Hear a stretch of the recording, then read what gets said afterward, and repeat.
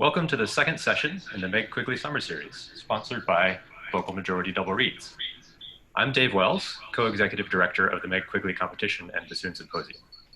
I think that many of you were with us for our fantastic first panel last week with Kika Wright, Sean Jones, Garrett McQueen, and Leah Uribe. If you missed it or would just like to watch it again, you can find a link to the video on our website or various social media profiles. Also watch for announcements of future weekly Summer Series events, which continue MQVC's commitment to audience engagement and community involvement in the arts. Our goal is to feature a diverse array of voices and for these sessions to serve bassoon students, avocational players, and professionals alike. If you would like to support our continued efforts in these areas and beyond, visit mpvc.org/donate to become a friend of MQVC.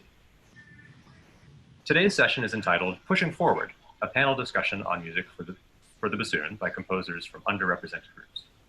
This is one in a series of ongoing actions undertaken by MQVC to demonstrate our commitment to diversity, equity, and inclusion, not only through these sessions, but by continuing to engage in measurable actions toward change in the months and years to come. Within the classical music world, which has a deeply rooted canon that is Euro and male-centric, it's often difficult to imagine how to create meaningful change. We hope that this conversation will illuminate some ways for us all to challenge the long-established centering within classical music and to explore the richness of diversity, celebrating, including, highlighting, even canonizing BIPOC and LGBTQIA+ composers, performers, curriculums, and leaders. We invite everyone to explore your own histories and ancestries, challenge the status quo, yield spaces, and participate in the liberation of the musically oppressed. We hope that this conversation will serve to magnify not only composers who have been marginalized, excluded, and minimized, but also bassoonists who have dedicated their careers to championing their works. It is my pleasure to now yield this space and to introduce our host for this panel, Jackie Wilson. Thank you, Dave. Welcome everyone to our panel. It's so wonderful to be here. As a Yakima person who frequently performs the works of Indigenous composers, today's topic is near and dear to my heart, as are all of the women who comprise this panel, all of whom have provided mentorship and inspiration, not only to me, but to all of us who understand the power of seeing who you are represented on the stage. Before we begin, I want to make sure to thank Dave and Jessica Finley Yang for helping us with technology today, and to encourage all of you to participate by submitting questions. We will take as many as we can and have time for throughout the panel. So without further ado, I want to get started. I'm Jackie Wilson. I am assistant professor of bassoon at Washington State University. And I would like to ask each of our panelists to introduce themselves and to talk to us about their work in performing and championing the pieces of composers from underrepresented groups, and maybe what inspired you to go down this path in the first place. How about we start with Monica? Hello, hello. So great to see all these amazing women here. And thank you all for inviting me to be a part of this great conversation. So I am the bassoonist, one of the founding members of the Wind Quintet Imani Winds. And this upcoming season, in whatever way, shape, or form it has, will be, it's our 24th year as an ensemble. And from day one, I think the repertoire for us, being a primarily African-American group, African-American and Latino group, truly was what defined us. As a wind quintet, you know, our literature is very limited to begin with. So if you're going to go down that road anyway, then, you know, you got to really think about expanding the repertoire and looking for composers and pieces of music that are going to add to the repertoire. And then, so when you have that notion in mind, I think you really try to find what speaks to you as what you want to champion, what you're passionate about. And so that's what we did. Being a group made up of musicians of color, particularly then having a woman in the group, the founder, Valerie Coleman, who is such an incredible composer, made our job kind of easy, I have to say, in the grand scheme of things, because she was constantly bringing music to the group. And so we had her as such an incredible inspiration to base things on. But as we went on, we recognized the need the need was there. for, you know, to just really, really summarize, the need was there to expand the repertoire in a way that we felt it had not been done before. And that meant going after composers that had never written for the quintet, that had sometimes never even written for our instruments. We just liked their music. We just thought that they would write interesting and cool pieces of art. And so that's what motivated us to go after composers that you know, we are titling underrepresented. And so we've continued to do that throughout all of these years, and having one another certainly helps too. So I know we'll get into lots of conversation, but finding your tribe, finding people that can really relate to you is so important to get that inspiration going. Yeah, I love that you shouted out Valerie, not only her many amazing woodwind quintets that she composed for you guys, but I also want to shout out her piece Trio Toccata that she wrote for you and Toyin, which I have played and is excellent for bassoon, piano, and oboe. Yes, awesome. How about we throw to Leah? Hi, everybody. Thank you so much for this opportunity. It's such an honor to be part of this panel with these amazing women that I have known many for a long time, and have been also such an inspiration. I'm originally from Colombia, South America, and I've been in the States for 20 years. I came here to work on my master's, and life happened, and I ended up here. At the present, I am associate professor at the University of Arkansas and principal bassoon for one of our local orchestras, the Symphony of Northwest Arkansas. And to me, it was just a need to reconnect to my roots through the repertoire that I play, and being able to find my identity that at some point I think got lost in this system of education, because in this world of classical music, which we can all agree is a wide affinity space, that, you know, has opened many doors for me. I have benefited from that system, but at the same time, I lost some of you know, my identity, as I was saying.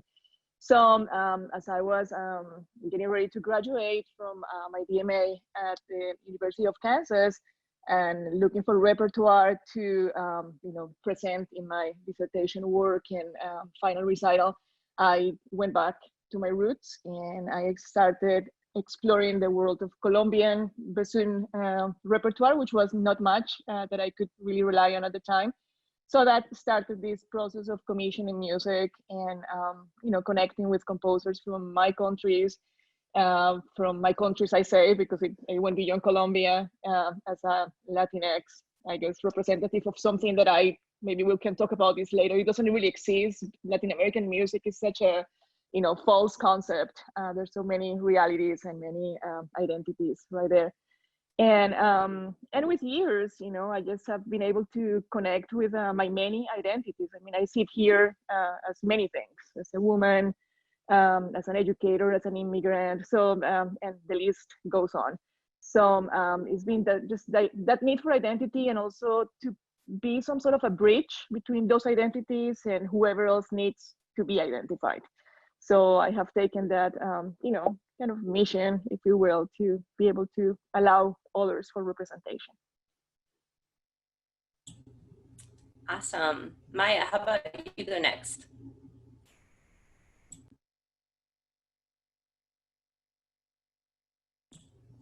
Maya, I think you're still on mute. We don't want to miss anything you say. Can you hear me? I was just saying, I've had the good fortune of working with many composers, and specifically, you know, after my master's, and I started a full-time academic faculty position. And during that time, I was very grateful to be able to commission or be a part of commissioning several works by different composers. And at that time, I never really questioned very much why most or all of these composers just happened to be white men. And this started around 2004, 2005. I was just really excited to be a part of the creation of music.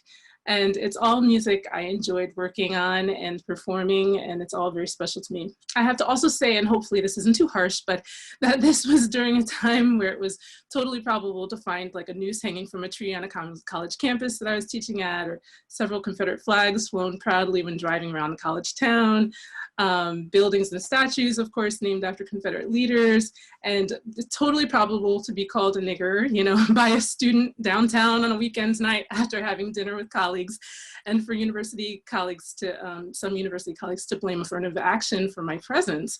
So while there was definitely rumblings and many efforts of a desire for true equity and inclusion in a universal format, there was also strong gravity, of course, towards settling into world societal, Western European colonial force that encourages a leaning toward the white patriarchy. And I was often a part of that. But during this time, though, in addition to the wonderful white male composers that I worked with and that continue to work with, I was grateful to have a piece written for me by Tracy Mendel, a female composer, who actually wrote the first piece that was written for me called "Were You There?" For bassoon and tenor. And with Tracy, she was a colleague of mine at my first full-time academic, one of my first full-time academic positions, and I thought she was awesome. And I was very lucky to have her write for me. And then most recently, like during this COVID time, I was fortunate enough to have a composer called Shannon C. write for me a little sonic poem called Hannah Elias, a miniature for bassoon solo. And in the past, I was also grateful to be a part of a consortium by Peter Kolke put together for Catherine Hoover's piece, Journey. And I was a huge fan of Peter Kolke, and I was stoked to be a part of this project and was just elated that it was a female composer. And I was also excited that she wrote mostly for flutes, because I was super curious about how that would translate to or how it might translate to the bassoon, But I started working with Black composers purposefully in 2011 to 2012, while just by chance, I was also working at my third full-time academic faculty position. Since I was in middle school, I had been attending the Hampton University Ministers Conference and Choir Directors Guild and the Gospel Music Workshop of America, GMWA, with my mom and my sister for several years, and being exposed to Black academics and even Black academics who wear their hair natural. And of course, that was more toward the later years. But so this was always a place of growth and encouragement. Well, 1 year after Dr. Raymond Wise started presenting at Hampton, he encouraged me to do my doctorate, which I hadn't even started yet, but he encouraged me to do my doctoral paper on gospel music and the bassoon. And while I didn't end up doing this, it always stuck with me. See, I had also attended Dr. Raymond Wise's workshops in upstate New York and Ohio for several years, and I was in awe of his music and his ability to connect to the Spirit of God in his music and in general. So then jump forward several years, and I decided to go out on a limb and ask Dr. Wise, a prolific gospel music composer doing workshops all over the world, to write a gospel music piece for me for bassoon and piano. And I was looking for a series of pieces, so I asked him if he had recommendations for other composers, and he recommended Dr. Mark Lomax II and Dr. William Menefeld. And they just happened to all have doctorates. But the project really couldn't have been more perfect for me, because the three pieces are three very distinct styles of Western classically infused gospel music. So in a nutshell, I would say that it was my faith and strong desire for representation in culture, race, and music, with an understanding that we all have something to offer and deserve to offer it, that drew me to working with Black composers. Awesome, what a cool story. Katya, do you want to go next? Sure. So hi, thank you. I'm really excited and honored to be here.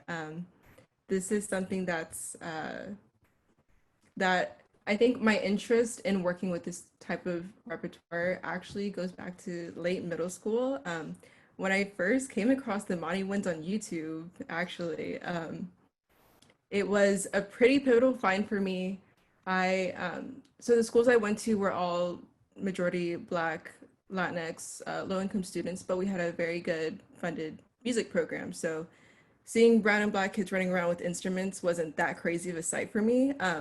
But seeing them as professionals, that was mind-blowing. Because before then, anytime I would Google search bassoon playing, they were all white or Asian performers. So, and then listening to the music that they were performing, I was like, oh, this is cool. So that kind of planted a seed of curiosity in me very early on. And throughout high school, I would look through, spend hours looking through Spotify and YouTube for more stuff like this, more Black and Latin American music, because it was cool to me. And is something that not only I could enjoy, but, you know, my parents could enjoy too, because it's, you know, familiar sounds, and just more accessible, like culturally. So there are a few other experiences along the way, but I think the biggest thing that's led to me doing what I've done, so I've done a good amount of curating and helping put together concerts and events centering around music from underrepresented composers, including back in 2018, I organized UT Austin's very first Hispanic Heritage Month concert, which was a full-length concert that had almost 20 student performances of Latin American repertoire exclusively. So I was really happy that that was able to happen, and to see so many of my peers excited to, you know, be encouraged to dive into and engage with this work. And I organized it again the following year in 2019. But yeah, so my sophomore year of undergrad, I took a music history course with one of my closest friends, Chelsea, who's a pianist. And the professor, Dr. Penny Brandt, who's a really good friend of ours now, she did an amazing job of whatever she was teaching us in class out of the textbook. She would make sure to incorporate women and people of color that weren't in the textbook, but relevant to the time period. And that was really important for us to see, because Chelsea and I really bonded over shared experiences and frustrations of, you know, trying to navigate the classical music industry and music school as Black and brown women. So in that class, she would give us like little research assignments, like, oh, write a little blog post about something from the textbook, or write about something that's not in the textbook. So those assignments, we would take that and run with it and spend hours and hours and hours just researching and like digging through the internet, trying to find the blackest and brownest composers we could. Because those stories, we found that, you know, they were not only validating to our personal experiences, but they were also great stories and kind of further prove the point that, hey, something's wrong here. I remember hitting so many walls after walls. You know, I'd find a composer and I'd be like, oh, I want to learn more about this person. But then I couldn't, because I couldn't find like a complete biography or any sheet music or like a decent performance recording of any of their works. So it was really frustrating. And with that experience, Chelsea and I put a team together and worked on our first grant, and co-founded this project called Exposure. So Exposure is a project that focuses on the lack of available resources for the works of minority composers, primarily like performance recordings. As practicing musicians and educators, we all understand the importance of these basic resources that, unfortunately, due to the systemic exclusion of minority communities throughout history, just don't exist. So we have recordings of performances of works by minority composers, and it's like a small project right now. We're all full-time students when we started it, so, you know, trying to keep up with something like that is a lot of time and effort, and with COVID, it's ruined a lot of the plans that we had for filming and stuff. But yeah, so I think it's a combination of it is all experiences that have led me to seriously engage with this work. And yeah, someone has to do it, right? Absolutely. And I loved you mentioning seeing Imani Winds as a pivotal moment. I remember Monica was the first woman of color I ever saw holding a bassoon, and it's still an emotional experience for me when I get to have community in this way, and seeing you paying it forward and that we are all a continuation of each other's legacy is just a really empowering thing. Nick, why don't you finish us off? Thanks, Jackie. And thank you for hosting this conversation and bringing people together. I am just gobsmacked to be here in this company. I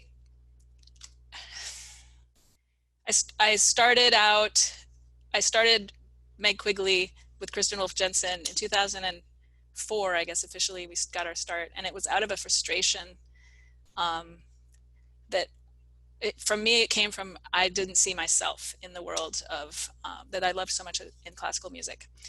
And so I grew up in Latin America, North America, US citizen parents in, so the first 17 years of my life, I actually, the professional musicians I saw weren't dominantly white.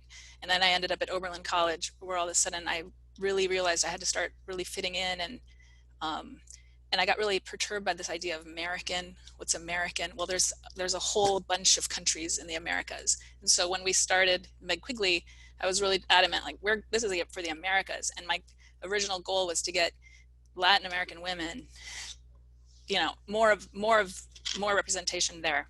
And the one thing that I think that we did right at the very beginning was that in this idea of canonization, we made a stance that we would, I mean, all of our lofty ideas, some of them worked out, some of them didn't. We've changed in so many different ways. But one thing that we did was we insisted that there was going to be money behind a prize, and that the repertoire, there would be a piece by a woman in every single competition. And so our idea to canonize more music by women is one of the things that I'm proudest of. We had to get the establishment to accept and like us. So we were kind of quiet about it, and we just were like, one person by a woman, and in the hope that we would, you know, make it. And now we're learning that there's more room to be louder about it and more insistent about it. But I do think that when we are talking about having more music canonized that's not by the same old white men, we have to put money behind it. We have to have the competitions and the conferences put that on their repertoire lists. Like, that has to be, that is where people will buy the music and play it if it's a requirement. Teachers will stop. There's so many things that will hopefully shift if that happens. Auditions, the repertoire when you audition for graduate school, people have to change it there. It has to be changed at that level, not just in our own studios and in our own worlds. So that is me. Well, that actually pivots beautifully to one of the listener questions that we got, which is about how music schools can push forward the knowledge and performance of underrepresented composers. And another question we wanted to ask is for individuals who want to get started but don't really know where to start. So maybe we could combine and make it kind of a two-parter, each of yours advice for individual and also institutional integration if you don't have a ton of experience in this. Maya, would you like to start? I think we need to unmute. I keep doing that. No problem. I'm just glad you tell me before I'm like done with my answer.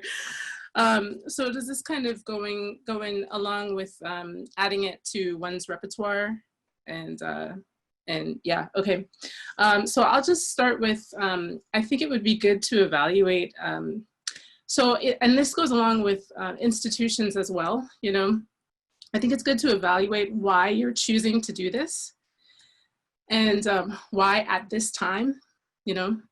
And I really think, I mean, you can do it in different orders, but I think this is a great place to start. You know, after honest evaluation, I would seek out opportunities to learn more in the way of diversity in general, whatever that means to you, whatever context, and why it's something we are desiring in the world, why it's something that's desirable in the world. I would also seek out opportunities to display a desire for diversity in all aspects of life. So not just in adding music, you know, to programming, you know, adding more students in your program, in your academic institution, supplying scholarships, you know, et cetera, et cetera.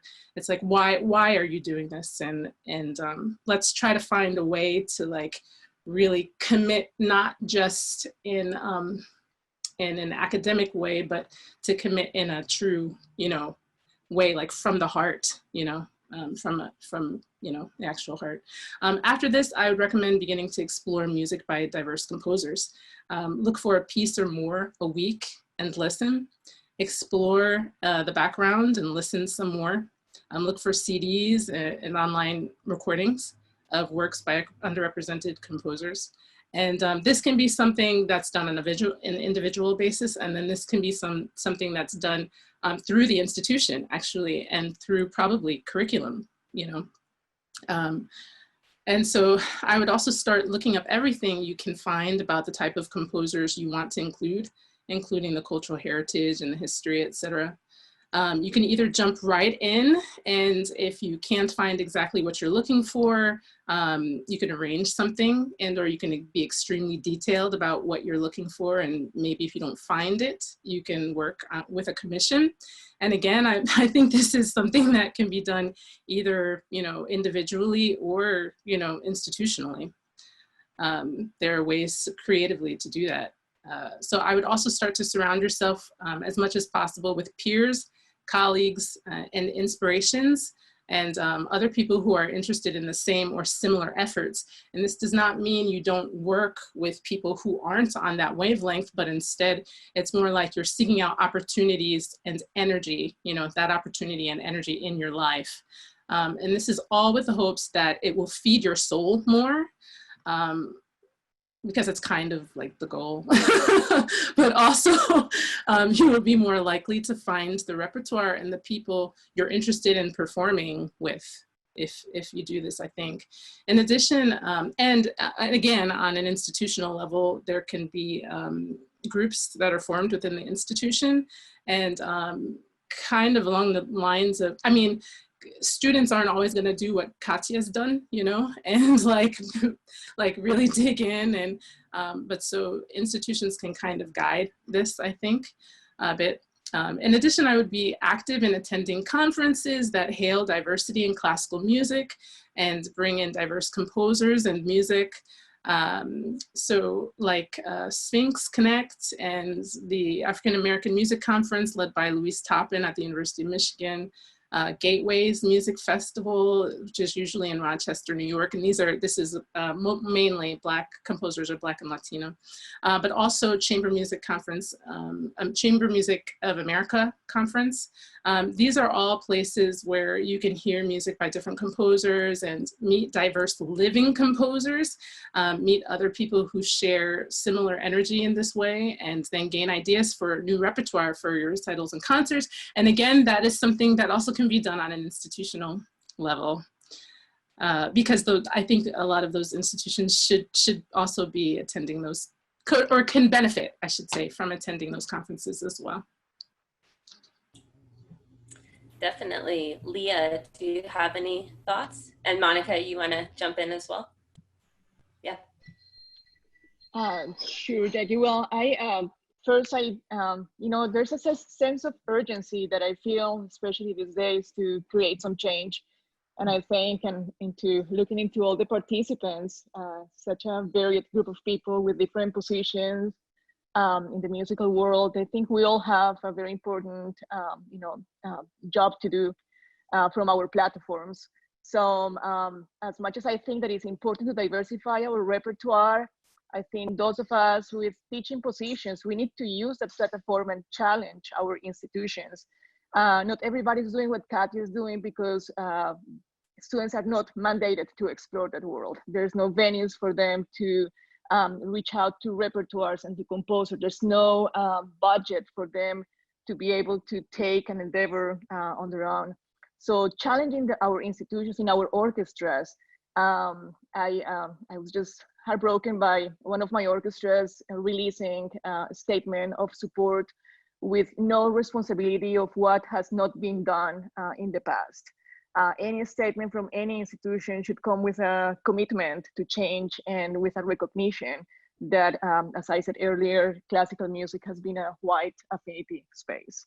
So I think our job right here is to use those platforms intentionally to look at these issues of repertoire and inclusion and representation from the lenses of racial justice.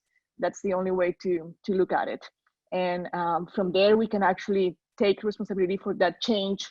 And again, if you're a student, challenge your professor and ask why your repertoire that you have been assigned does not include a composer of color or a Black composer of an Indigenous composer. If you're organizing a festival, if you're inviting guest artists from your positions, challenge why you're not seeing representation of minorities in those decisions. So I think that's, we need to look for those opportunities to have places to speak in every aspect of life, right? In our boards, in our conductors, musicians, composers, community partners, audience members, executive positions. So I think that's the challenge right now, to find the place and to challenge those institutions. I think the institutional level is what is going to really take us to a change. We can do all we can, but without, like Nick said, without the resources behind, like actual money behind those initiatives, and without the support, institutional support, we're not gonna go anywhere. But I know all of us have the power to challenge and to create some action actually from our platforms. Monica, go for it. I would just add very, very quickly, I mean, because Leah and Maya said so much incredible stuff that are very, very, very, very tangible things to do. My small addition for this question is simply, everything they're saying is not hard. So whatever type of potential excuses, whatever type of potential roadblocks you come up into, well, I don't know where to go. The internet is a vast and wild place, and the access to it is endless. And there's so many so many resources out there nowadays, where you can have access to these types of composers, these types of communities where, and if you don't have it really at the ready in your own circles, then probably 1 to 2 degrees of separation are in your circles where you can really ask. So it's really about the will. It's really about the desire to go after this type of change. And I do believe we are in a place right now in our world where the change is very palpable and very tangible, which is amazing. And so of all of the terrible things that have happened in these past weeks, I think we can all really feel that change coming. And so that's great. So my point is really just, if you do find yourself in a place where you're seeing some pushback, whether you're at an administrative level or a student level, just know that you can push back, right back against, those that are saying that this is difficult work, because it really is not. The resources are absolutely out there, and those that when we don't see the change, I firmly believe it's simply because the choice is being made to not make a change. So just keep that in mind as you're out there fighting the fight. Yeah, 100%. I always say, I didn't come out of the womb knowing who these composers were. If I figured it out somehow, everyone else can too. And there's a fruit in the work of discovering and falling in love and forming relationships with these people, rather than just kind of having it spoon-fed, go here, do this. There is a beauty in finding those resources for yourself. Katya and Nick, anything to add about this topic?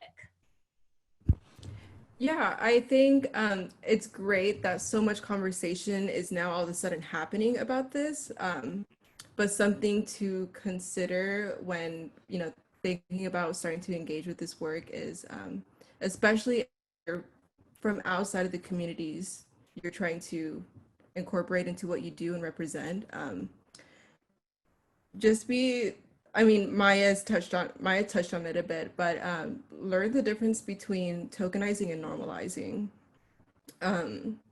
Because normalizing is the goal. We want it to be a normal thing. Like, it shouldn't be a big deal if, you program a woman composer on your concert. Like, it should be a normal thing because women have been writing music for centuries.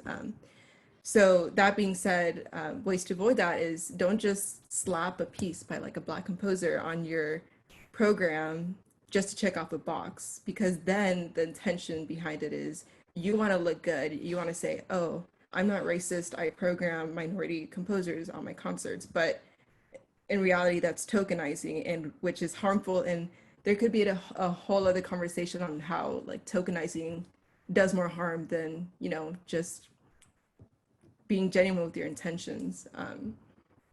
So yeah, like I think take the time to really dig into what you're doing and be able to answer why you're programming it, like has been mentioned before, and treat the music with the same care and respect and effort as you would any other canon piece that we work on. And I think it's also important to take the time to learn about the complexities of systemic racism outside of music, because I think that that's key to understanding what's happening inside of music. Yeah. Nick? To add just some nuts and bolts about how, like as a white educator and performer, I had to enter in by kind of making a declaration and a promise to have like a never play a solo recital again that would just be all white men composers. And I had to declare and make a promise that I would never again play a woodwind quintet concert that was all the same standard pieces by white male composers. And I had to be verbal about that. And I could only do that at a certain point in my career where I felt, where I got to a safe, secure place where I got my tenure at a university. I had already gotten my approval from those experts. And it wasn't always easy to have those conversations with my colleagues or my friends, because it is a privilege.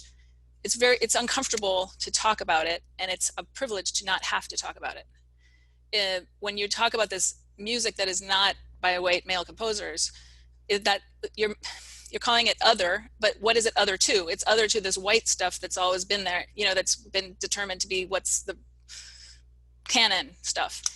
So it's awkward and it's uncomfortable, and it's not always so easy, especially for people who aren't in such a secure position as I got to in my career. So I think that I just am asking, you know, we have to start talking about the whiteness of it.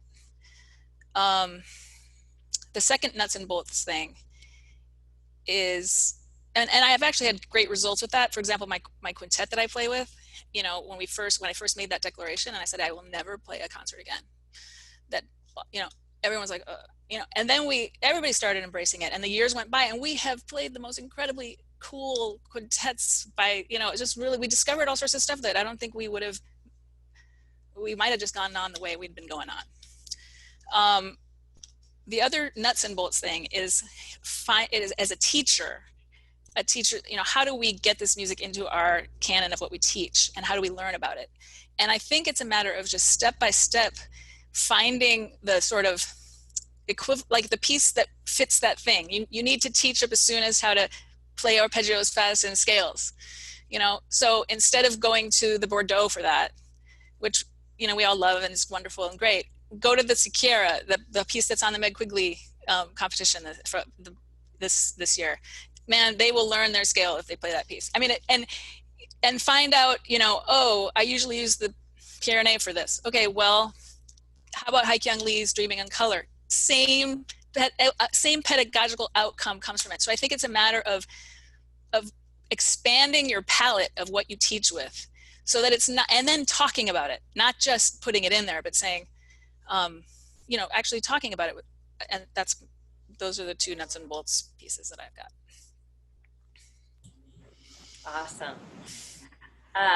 Now I'd love to take a listener question. It's specifically geared toward Maya and Monica. And so we're actually gonna welcome a special guest, Gina Moore. Gina, are you with us?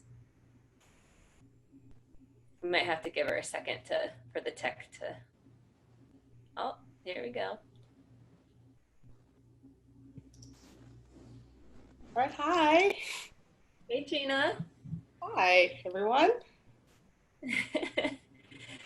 Go for it. What's your question? All right, so I'm currently a young Black bassoonist who just finished her master's with Dr. Stomberg at the University of Kansas. And I am very passionate about trying to do a CD consortium of works by African and African-American composers. And I wanted to ask some of the best ways to create a consortium for said project with your colleagues when you're brand new to the field. And I also wanted to ask if there was a best approach to encouraging submissions by African American women composers. I recently joined a Facebook group called Black Women Composers and Conductors that's hosted by a choral conductor down in Dallas. And I'm a moderator for those conversations of how to build consortiums. So I just wanted to ask one of my role models, which is Monica Alice, and Maya as well, on some advice to do that.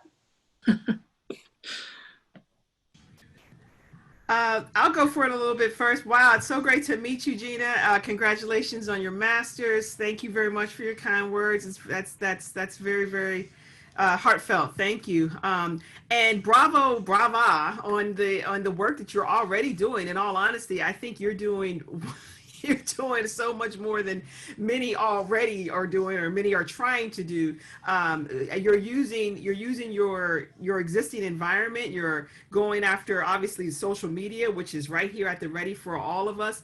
Consortiums are an interesting thing. I think the idea of bringing together collective like-minded people is an incredible idea. And one small thing I would suggest is that don't think that you have to have a lot of these like-minded people for things to get moving. We feel like, well, for to be successful at any given endeavor, in this case, finding more works by black women composers, that you have to have, double digits worth of people to support it. Of course, that would be amazing, but it really goes after, it's a quality versus quantity type of thing. And so if you have just even a few people and a few entities, that can potentially go a long way. So, likely what you already have is quite ready for change, I think.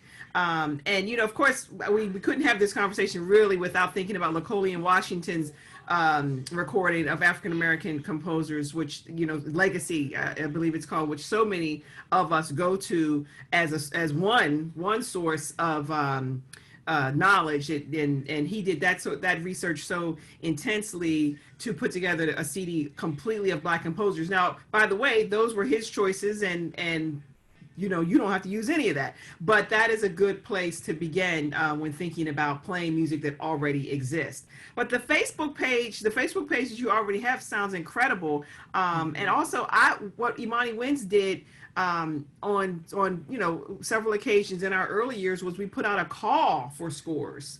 And we did that with intent to get as many as we could back to us to try to sift through and see what could really speak to us at a time. But, I think we're in this really great place nowadays where we don't really have to feel sheepish anymore about, if we ever were, about stating what you want and just being firm on that. I am looking for pieces by a Black woman composer in order to perpetuate my vision, my platform. And guess what? You will get 100 responses on Facebook if you put that post out right now. So I think just literally asking the question, and composers, I think I've been around them enough.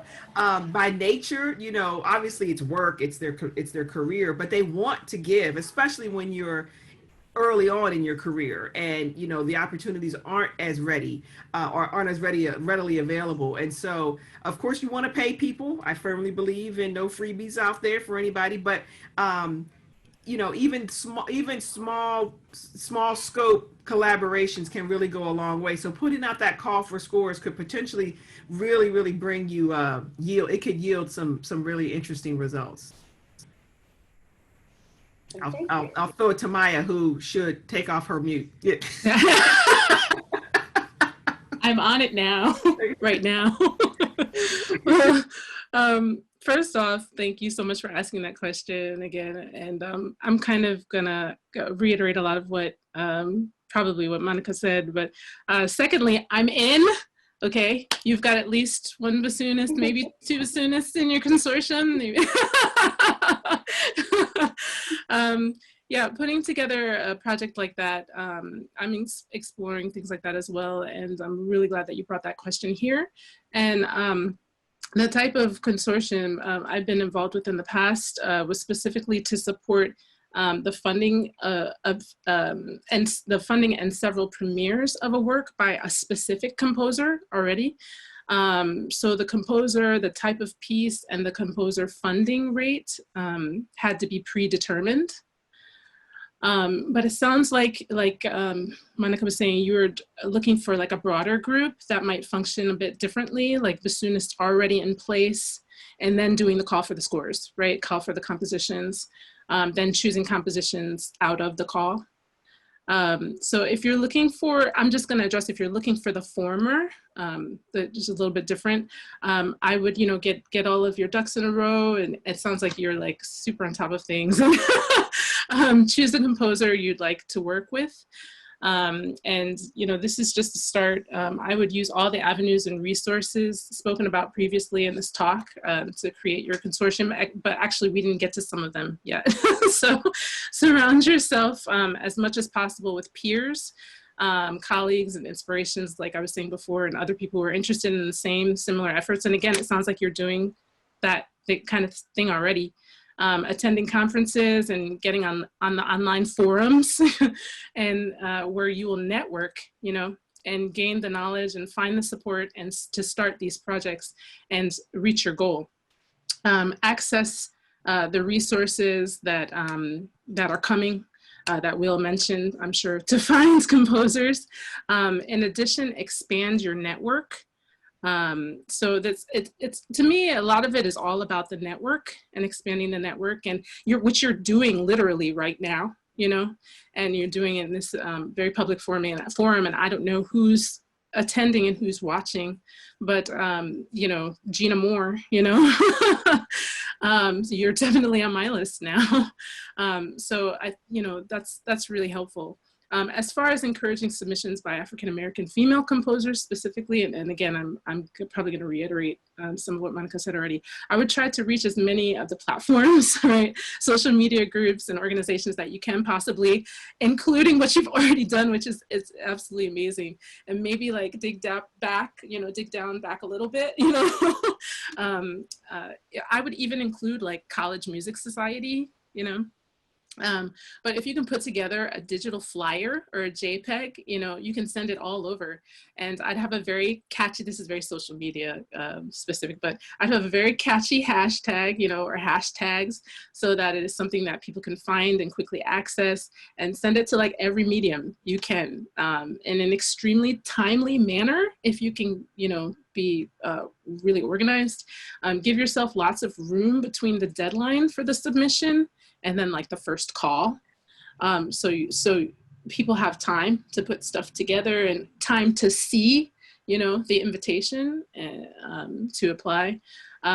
Finally, I'd consult with as many people as possible that you trust, who have already done what you're interested in doing, Black, white, and everything in between, so that you can get lots of ideas. And again, it sounds like you're doing all of this already, and kudos to you, cheers for, and I can't wait. We're in, I'm in. Okay. Awesome. Thank you so much, Gina, for your question. It was great to have you. Take care.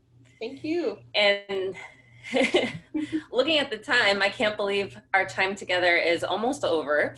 But for our last question, I'd like to kind of make it a two-parter. I want to make sure to hear about the rewards of doing this work and to hear about that from you all. And maybe in telling us about that, you could also shout out either a piece or a resource that you'd really love to point our audience to that's been helpful to you. So why don't we go to Nick, since you were last the last couple of times. We'll start out with you.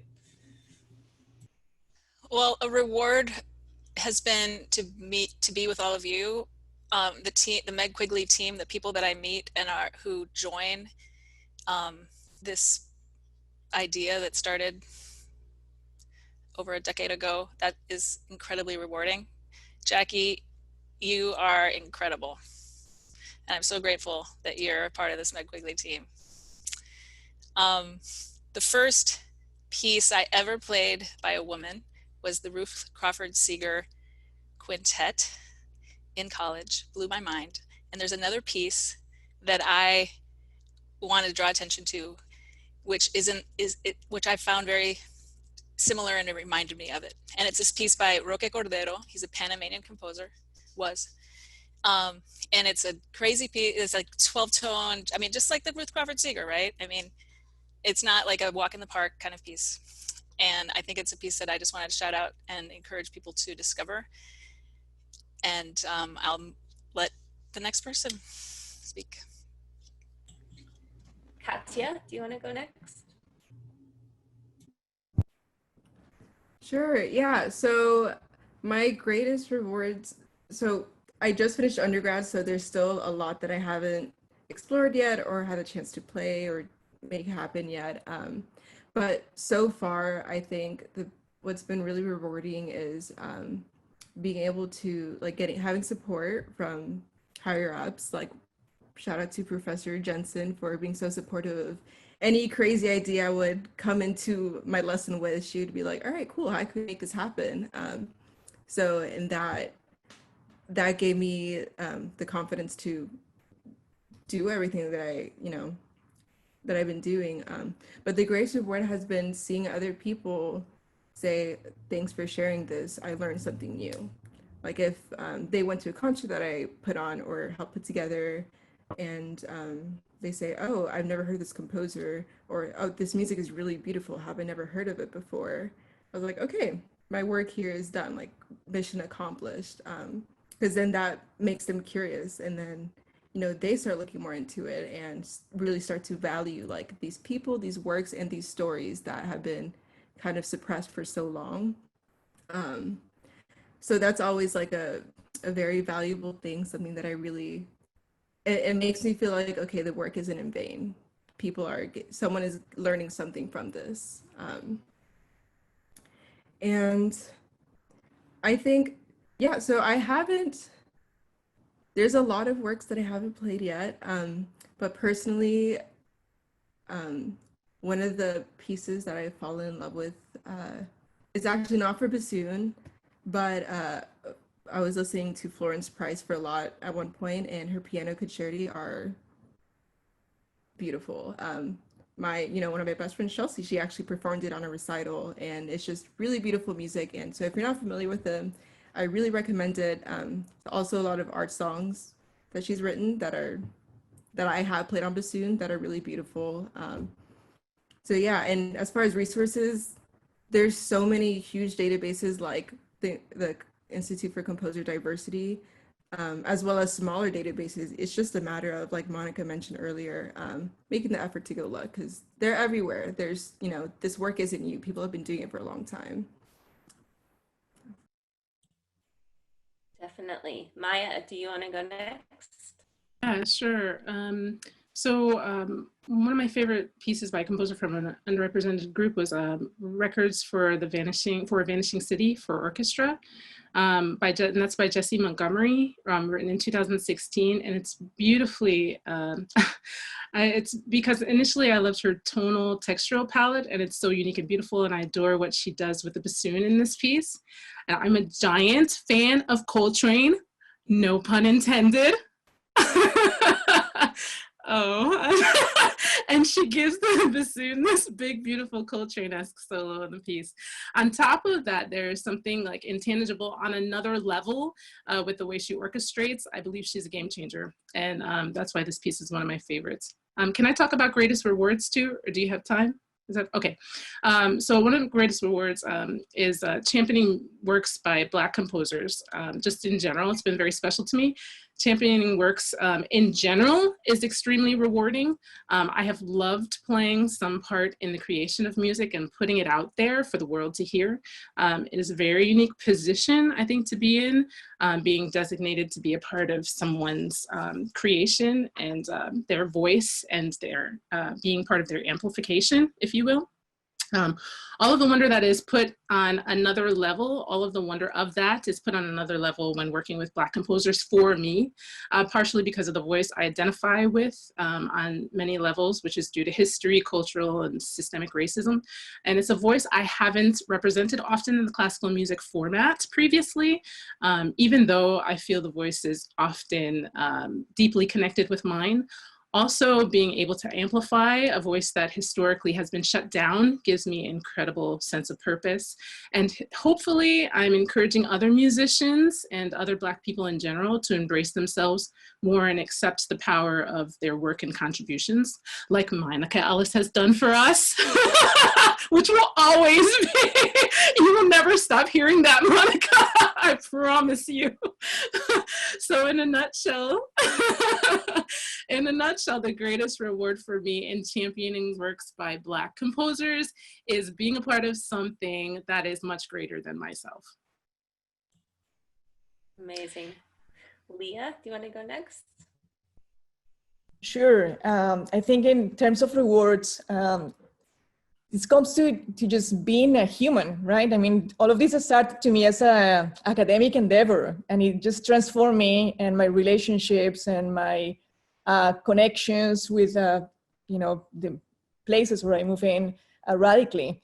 So again, you know, music has become to me an excuse to create some change in my environment. And that to me is very beautiful. And that's something that I want to transmit to my students as well. It's really great to, you know, be in these positions and to be selected to be whatever and to win the competition and to be in the orchestra and to be all the things we also, you know, wanted to achieve or have achieved in different ways. But there's this other component of humanity and how we can all together hold hands and really change the world by means of music.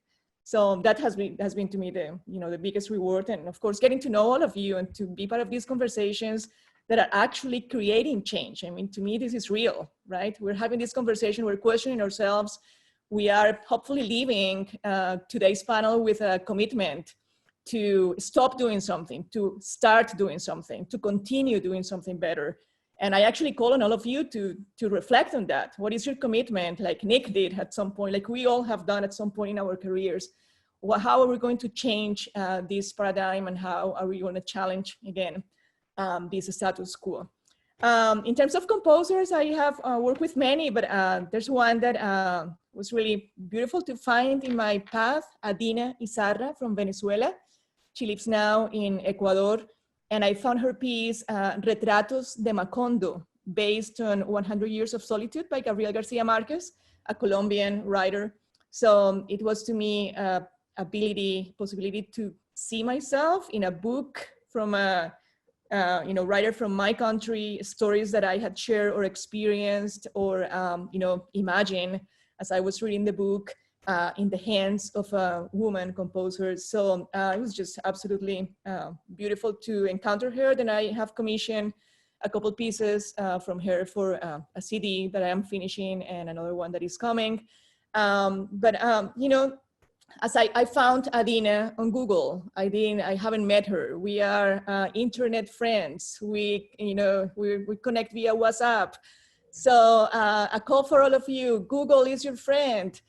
We can tell you everything we do, but that labor, that work of you, like Jackie said, go do your work, connect with it, form those relationships. You know, I have a friend in Adina. You can find those friends in those composers that you are yet to meet or that are there waiting for you to connect with. And there's so much reward in that personal connection with those composers and those stories that they have to, they want to share through their music.